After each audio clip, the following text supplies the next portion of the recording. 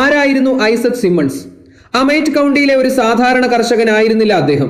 270 ഏക്കറിലധികം സ്വന്തമായി ഭൂമിയുള്ള സമ്പന്നനായ ഒരു കറുത്ത വർഗ്ഗക്കാരൻ. അക്കാലത്ത് അതൊരു വലിയ പാപമായിരുന്നു. വെളുത്ത വർഗ്ഗക്കാർക്ക് മാത്രം ഭൂമി കൈവശം വയ്ക്കാൻ അവകാശമുണ്ടെന്ന് വിശ്വസിച്ചിരുന്ന ഒരു സമൂഹത്തിൽ ഐസക് തന്റെ കുടുംബസ്വത്ത് സംരക്ഷിച്ചു. അദ്ദേഹം ഒരു മതപ്രഭാഷകൻ കൂടിയായിരുന്നു. ആത്മീയതയോടൊപ്പം തന്നെ തന്റെ സമൂഹത്തോട് അദ്ദേഹം ഒരു കാര്യം ഉറപ്പിച്ചു പറഞ്ഞു: നമ്മുടെ വോട്ടുകൾക്കും നമ്മുടെ ഭൂമിക്കും നമ്മൾ തന്നെ കാവലാകണം. അതൊരു രാഷ്ട്രീയ ബോധവൽക്കരണമായിരുന്നു. അടക്കി ഭരിക്കാൻ എളുപ്പമുള്ള ഇരകളിൽ നിന്നും ചോദ്യം ചെയ്യുന്ന പൗരന്മാരിലേക്കുള്ള ഒരു സമൂഹത്തിന്റെ മാറ്റം. ഐസക്കിന്റെ വളർച്ച ചിലരെ അസ്വസ്ഥരാക്കി, പ്രധാനമായും പ്രദേശത്തെ ഭൂമാഫിയകളെയും വംശീയവാദികളെയും. ഐസക്കിന്റെ ഭൂമിയിൽ വിലപിടിപ്പുള്ള എണ്ണ നിക്ഷേപമുണ്ടെന്ന വാർത്ത പരന്നതോടെ ഗൂഢാലോചന മുറുകി. അവർ അയാളോട് ഭൂമി വിട്ടുകൊടുക്കാൻ ആവശ്യപ്പെട്ടു, ഭീഷണിപ്പെടുത്തി. പക്ഷേ ഐസക് വഴങ്ങിയില്ല. നിയമപരമായി നേരിടാൻ അദ്ദേഹം ഒരു വക്കീലിനെ കണ്ടു.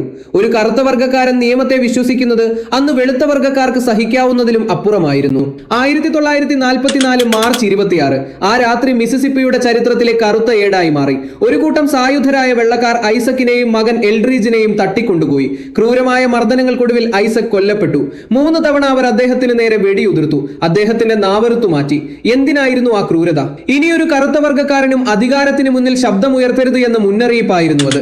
മകൻ എൽഡ്രീജിനോട് 10 ദിവസത്തിനകം ആ നാട് വിട്ടുപോകാമെന്ന് അവർ ഭീഷണിപ്പെടുത്തി. അല്ലെങ്കിൽ അച്ഛന്റെ അതേ വിധി അവനെയും കാത്തിരിക്കുമെന്ന് അവർ പറഞ്ഞു. ഐസക് മരിച്ചെങ്കിലും അദ്ദേഹം കൊളുത്തിയ ആ വിപ്ലവത്തിന്റെ കണൽ അണഞ്ഞില്ല. ഐസക് സിമ്മൺസിന്റെ കൊലപാതകം വെറും ഒരു വംശീയ അതിക്രമമായിരുന്നില്ല. അത് ഭൂമിക്ക് വേണ്ടിയുള്ള രാഷ്ട്രീയ അധികാരത്തിന് വേണ്ടിയുള്ള പോരാട്ടമായിരുന്നു.